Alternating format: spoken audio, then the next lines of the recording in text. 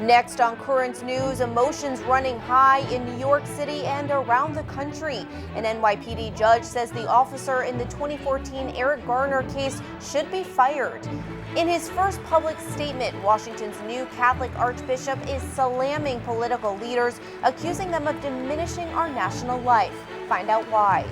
The Bishop of Brooklyn speaks out on immigration. Hear how he thinks the current situation could best be remedied. Plus, a landmark arms control treaty has been ripped up, and the United States is planning to test a new missile. The news starts right now.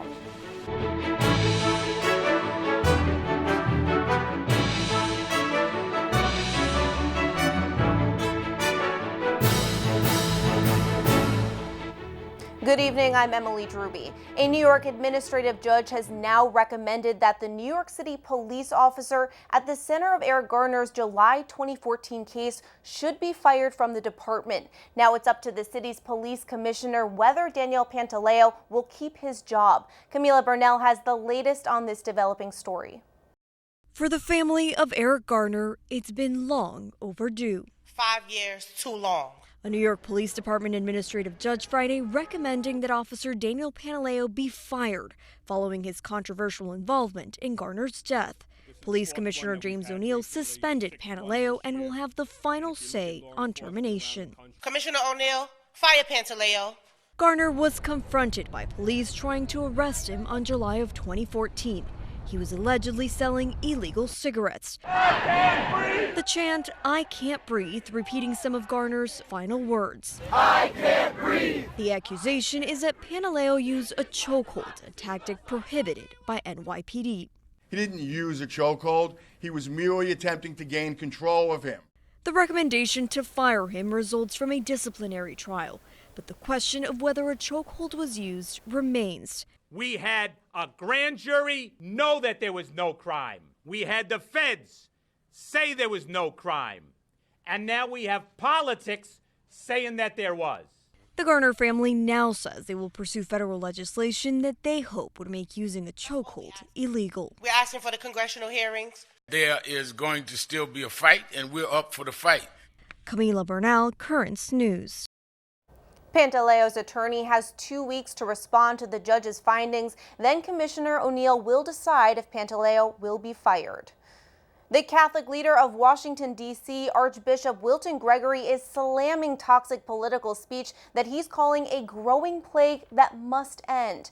Archbishop Gregory stressed that he's a pastor and not a political leader. But when asked by the Washington Archdiocesan newspaper about President Trump's tweets regarding his critics in Congress and conditions in Baltimore, he said, "I fear the recent public comments by our president and others and the responses they have generated have deepened divisions and diminished our national life." The Archbishop is praying for the president and other national leaders. The flood of migrants coming to the U.S.-Mexico border is expected to top 1 million people this year, nearly double the number from 12 months ago. As the crisis intensifies, experts at the Center for Migration Studies are taking a close look at a groundbreaking measure that impacted another immigration deadlock decades ago.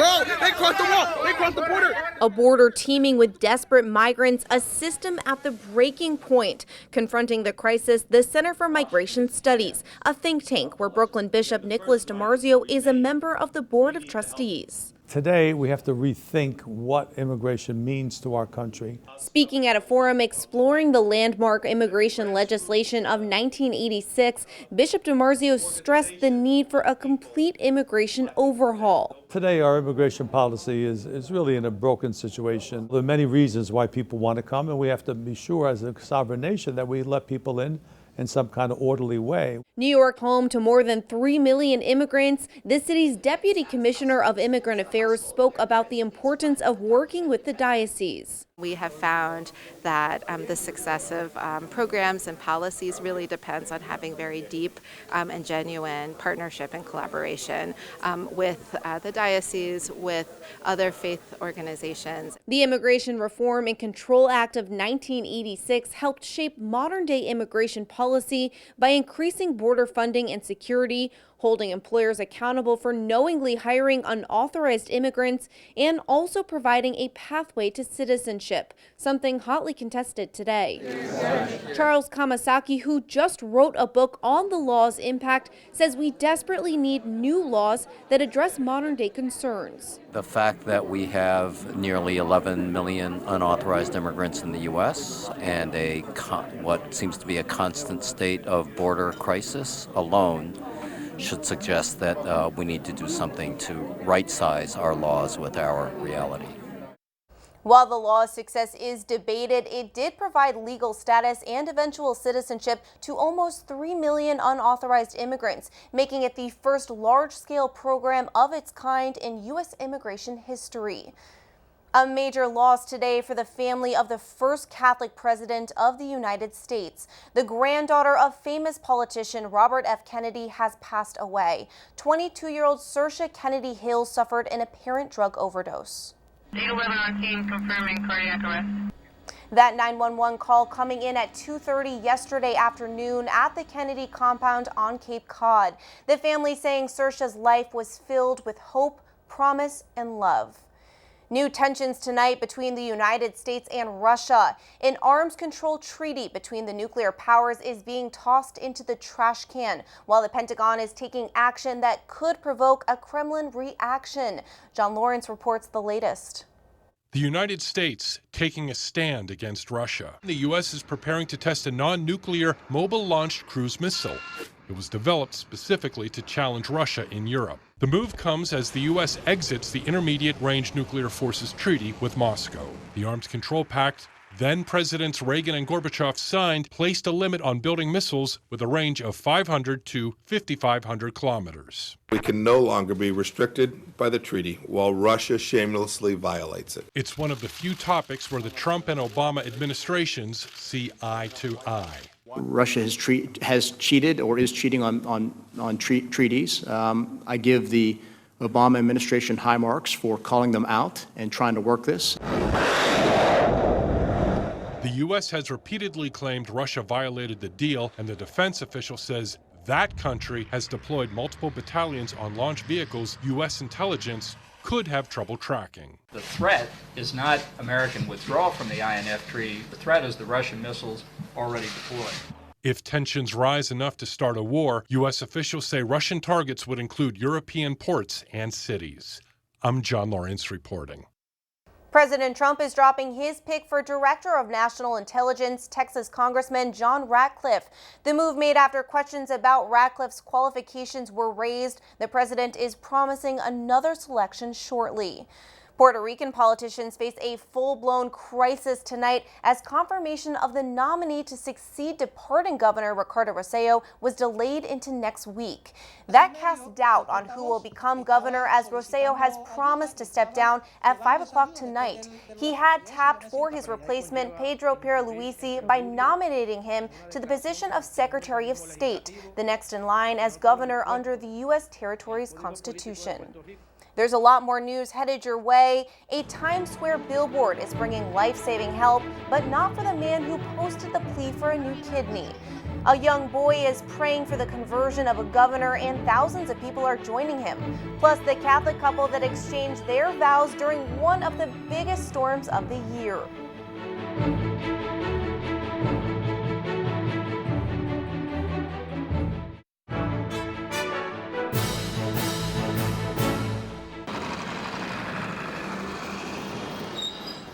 For some people, having their face on a billboard in Times Square is a dream, but for Mark Weiner, it was a last resort. Last November, the former newsman made the pitch of his life. He needed a kidney, and he needed it immediately. Someone answered the call, but it wasn't Mark's life that was saved. Tonight, we are taking a look back on that story of both chance and fate from Queens. Currents News' Tim Harfman reports. Two strangers united for life. Ruth Tezak meeting NYPD Detective Michael Lalo for the first time after a successful kidney transplant last December. I got blessed that I got his kidney. The donation only made possible because of one man, Mark Weiner, a Long Island resident in need of the organ himself. When I first found out, I was extremely proud and grateful that there was a match. Let's rewind to November last year. There we go. Currents News first brought you Mark's story after he put up this 5,000 square foot billboard in Times Square. It read, "My name is Mark, I need a kidney, you can help." The billboard caught the NYPD detective's eye and he attempted to donate. The two weren't a match, but Michael didn't give up. Even though he wasn't a match to me and he was a match to Ruth, it's great that I was able to, some type of awareness with my billboard, do this. That was one of Mark's main goals, bringing awareness to the need and lack of organ donations. Across the country, over 113,000 men, women, and children are on the waiting list for a transplant. Every 10 minutes, another person is added to the list. About 20 people die each day waiting for an organ. I've been in dialysis now about 3 hours. It was an aggressive cancer that removed Mark's kidneys, prostate, and bladder. He now undergoes dialysis 3 times a week. My time will come, but the idea that we bring more awareness to what's going on is proof that this worked and that the billboard did something. The vibrant billboard lighting the way for this face-to-face meeting at Citi Field. Ruth is a big fan of the New York Mets. I don't consider myself to be a hero. Yes, you are. I appreciate that. It's just surreal, like knowing that an organ of mine is standing right next to me, but not in my body. Michael donated his left kidney. As Ruth waited, she had faith. I always say I leave it all to him, you know. He works in his own mysterious ways. So everything was left to him and he found me somebody. As for Mark, he's still waiting. But in this moment, the wait is worth it. In Flushing, Queens, Tim Harfman, Currents News. As we recall other recent memorable stories by the Currents News team, a special report about a young boy with a big idea. He's starting a movement aimed at converting New York's Governor Andrew Cuomo. For the boy, reversing New York's law that removes all restrictions on abortion is a cause close to his young heart. Jack Timmons is your average 9-year-old boy. He draws, he prays, hallowed be thy name, and he spends time with his family. But life for Jack didn't start out so carefree. He ended up turning totally blue on day 2 of life, and they air rushed him to Westchester Medical Center. Jack's mom said doctors told her his neck muscles had been strained during a difficult delivery, leaving him unable to take in food. In that terrifying moment, the family turned to God. Friends and family and so many people were praying for him, and he's fine. He made it through. He's a super awesome kid, but he's grown up knowing that story, and his siblings know that story, that prayer works, and prayer's powerful. So Jack grew up knowing he could always turn to prayer, and that's exactly what he did during another upsetting moment in his life. Congratulations to both sides. The moment New York Governor Andrew Cuomo signed the Reproductive Health Act, an extreme abortion law permitting the killing of babies even until the moment of birth. I'll send instructions how to say it if he doesn't know how to. That's a really good idea, Jack. Jack immediately began brainstorming how he could change Cuomo's mind and save babies like him. I really was upset about abortion. I didn't want it to keep going on. He had an idea, placing boxes in churches where people could put in handwritten prayers to convert Cuomo. Dear Jack, may the Lord give you his peace. Thank you for your letter. Excited, Jack wrote a letter to Franciscan friars asking for help with this project, but they had a different idea. How about an online site where people can sign up to pray fast? So right at this very computer, Jack and his father built this website, Convert Cuomo, a place where people from all over the world can pray for the governor's conversion. Richard said, I will pray for him every day. The website took off, and thousands of prayers have rolled in. How's it make you feel? I'm really excited. Why are you excited? Because I think that Governor Cuomo will get converted really soon. The website inspiring so many, including Jack's pastor, Father Patrick Buckley. He's a young man, and I think this young man, God has plans for him to go places. He's filled with the Spirit, and so is his family. And they're a wonderful example of a Catholic family. But Jack's journey as a champion for the pro-life movement is just beginning. His next step, helping plan a Light Up New York State Day where pro-life rallies and white lights will allow people to express their support for the movement. It's being planned for October 22nd, 9 months after the RHA signing. More information can be found on Convert Cuomo. Give us this day our daily bread. Jack's success proving prayer does work and prayer is powerful. And maybe, just maybe, it could convert Governor Cuomo. On earth as it is in heaven. Since Jack's site has been launched, over 2,000 commitments of prayer have been made for Governor Cuomo. Helping to spread the good news and the message of the Pope is Vatican Radio. The almost century-old station, started by Pope Pius XI, was a way to hear the Holy Father's voice even in troubling times. Melissa Butts has more on that story. For nearly 90 years, the Vatican has had its very own radio station, otherwise known as the Pope's radio station, transmitting his messages throughout the world. 200 office workers, 40 different editions, and at least 35 languages. This is Vatican Radio. At the request of Pope Pius XI, it was created on February 12, 1931 by Guglielmo Marconi as a powerful means of communication for the future and a way to share his message. It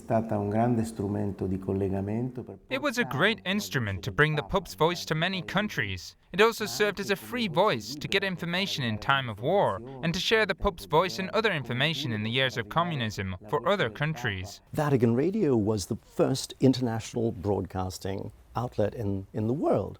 So the Church has always been in the forefront of media, understanding that technology must be at the service of humanity. And our purpose is to spread that message of hope, which is essentially what the good news is all about, isn't it? Transmitting in each language, the radio's mission hasn't changed, yet communication within the Holy See has, and is currently in a reform process. We're bringing together 9 different communications departments. It's a process. It involves people, first of all, technology as well. It's a complicated process. Now the radio is part of a larger team, Vatican News. It's composed of nearly 600 people in total who are working to spread the Pope's message to the world. That brings us just about to the end of this edition of Vatican and World News. Despite the changing media world, they say that radio is not dying. In fact, by 2025, they're expecting that radio listening will outbeat TV viewing, which is declining 3 times faster than radio. At Vatican Radio, Melissa Butts, Currents News. Still to come on Currents News, rivers were flooding, winds were whipping, and public transportation was shut down. But nothing could stop one couple from declaring their love. And how a priest from West Africa became one of the Mets' biggest fans.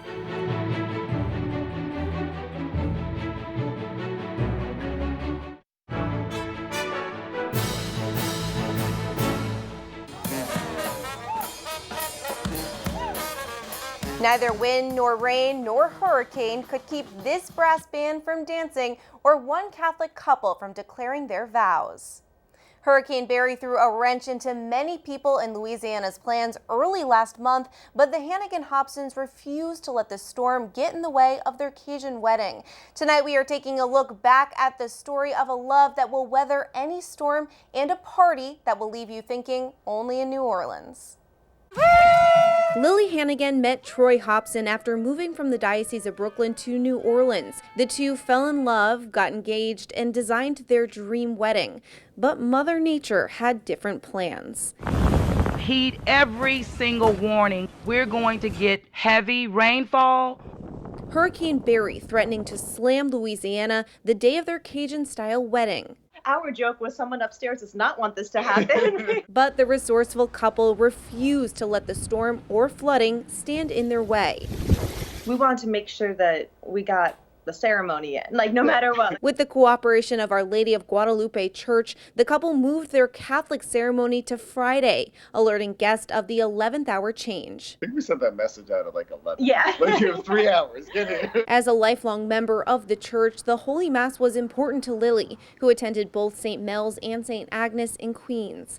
But the reception was still scheduled for the next day, Landfall Day. At noon, I had like a venue coordinator at the space, and she called me and she goes, "Did you hear the news?" Which is always a very ominous way to start a phone call. The city set a curfew for 8 p.m. right after their reception start time. We had to move the time up from essentially 7:30 start time to 2:30. This was at noon.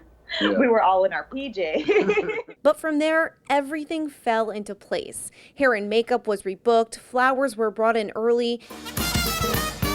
They even got outside for the city's traditional second line wedding reception dance. She just rolled with every single punch all weekend. Every time a catastrophe struck, she just said, all right, well, here's what we're going to do. We'll figure this out. The hurricane ended up barely touching New Orleans. Our Lady of Prom Sucker is the patron saint of preventing hurricanes, and she came through for us. The Hannigan Hobsons proving that together they can weather any storm. Finally tonight, the Diocese of Immigrants welcomes dozens of priests from around the world each summer. Some are new to the U.S., others have visited before. One priest says he came back for 2 reasons, because he loves Brooklyn and America's national pastime, baseball. Currents News' Tim Harfman reports from Flushing. Brian Reynolds sitting second in the order. A couple of priests enjoying a baseball game on a Sunday afternoon, watching the New York Mets in action. If they lose, we pray for them. If they win, we celebrate with them. That's Father Martin Aji. He's from Ghana and is helping out in the Brooklyn Diocese for the summer. He got hooked on baseball through Father Ed Kachurka. He's the pastor of Mary's Nativity St. Anne Parish in Flushing, where Father Martin is assigned. Father Martin is among the 80 clergy from all over the world who are pitching in this summer, giving the priests of Brooklyn and Queens time to go on vacation or go on retreat. He made his first visit to the U.S. last summer, and that's when Father Ed had an idea. I said, would you like to go to a ball game and experience baseball here in America? The first reaction was, what is it about? Father Martin became a fan of the game and quickly set out to learn the rules of baseball. There are pitchers, there are catchers, there's a lot of running, and there are a lot of rules, and you have 9 innings in a game, and at the end, there is a loser, there is a winner. When Father Martin returned to Ghana last fall, the priest stayed connected on social media. Their favorite topics, baseball and the Mets. I take back to Ghana to show them. And guess what? Can you sign for me? Father Martin is also on top of what's happening in the Brooklyn Diocese year-round, thanks to the daily newsletters from the tablet and Currents News. This has become my second home. I don't want to be out of date. Let me know what goes on, what Bishop DiMaggio says, what is going on in the diocese, so that when I come, I'll be well integrated in the diocese. He's a big part of the parish now, and there was actually a countdown by parishioners counting the days that he was going to be coming back. That's how much he's been loved. The church is one. Whether in Ghana, in my diocese, Goso, or in the Brooklyn Diocese of New York, the church is one. One church and one team. For when it comes to this visiting priest, you gotta believe. In Flushing, Queens, Tim Harfman, Currents News. Just like Father Martin, you too can subscribe to our daily newsletter and begin receiving the top news from the Catholic world delivered each day right to your inbox. Just go to netny.tv/email sign up and you're all set. That is Currents News. I'm Emily Druby. Thank you for joining us because we are putting your faith in the news. Hope to see you again next time.